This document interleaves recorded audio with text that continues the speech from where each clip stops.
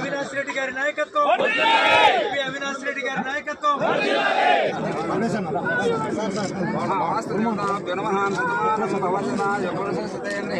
ఓం దేవాదవంత దేవాస్వామిస్వరూపాపసోవరంజసానోమద్రేషముహాన్ నేనుర్వాగస్మారభుదిశదేవం అయం ముహూర్తమోర్తోస్తమదేవనగ్నమదేవ నారాబలం చంద్రబలం దేవాన్ విద్యాబలాక్రమాద్రః తత్ర శ్రేవయోర్భో వాసుదేవతాభ్యో నమః ధ్యాయామి ఆసనం ఓం దేవే వాదవంత దేవా ఓం వాసుదేవతాభ్యో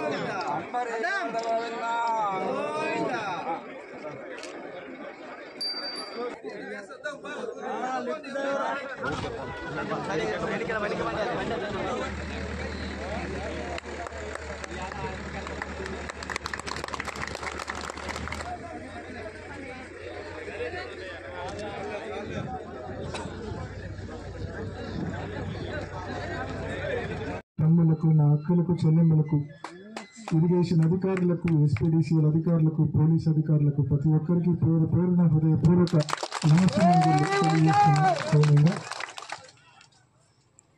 నిజంగా చాలా సంతోషంగా ఉంది. నాకు ఈరోజు మాటలు కూడా సరిగ్గా రావడం అంత సంతోషంగా ఉంది.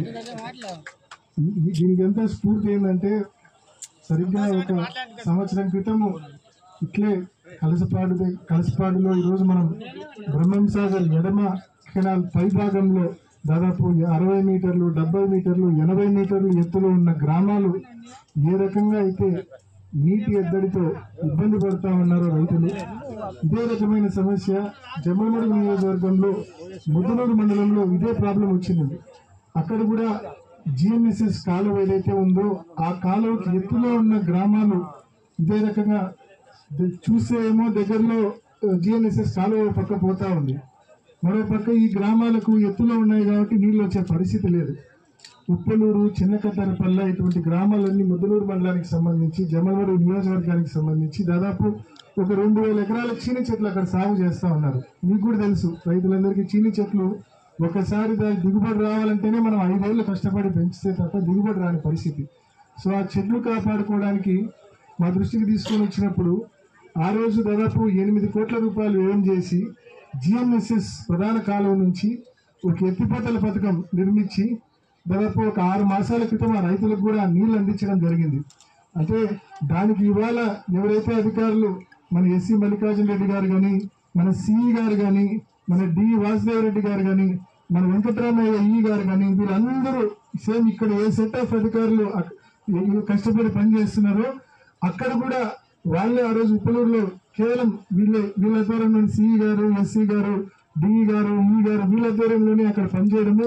అదేవిధంగా ఎలక్ట్రిసిటీ డిపార్ట్మెంట్కి సంబంధించి కూడా శ్రీకాంత్ గారు, అదేవిధంగా ఎస్సీ గారు వీళ్ళందరి సహకారంతో అక్కడ ఏ రకంగా అయితే ఆ రైతుల కళ నెరవేర్చామో ఇక్కడ కూడా మనం ఎట్టి పరిస్థితుల్లో 45 రోజుల లోపల పూర్తి చేసి కలసపాడు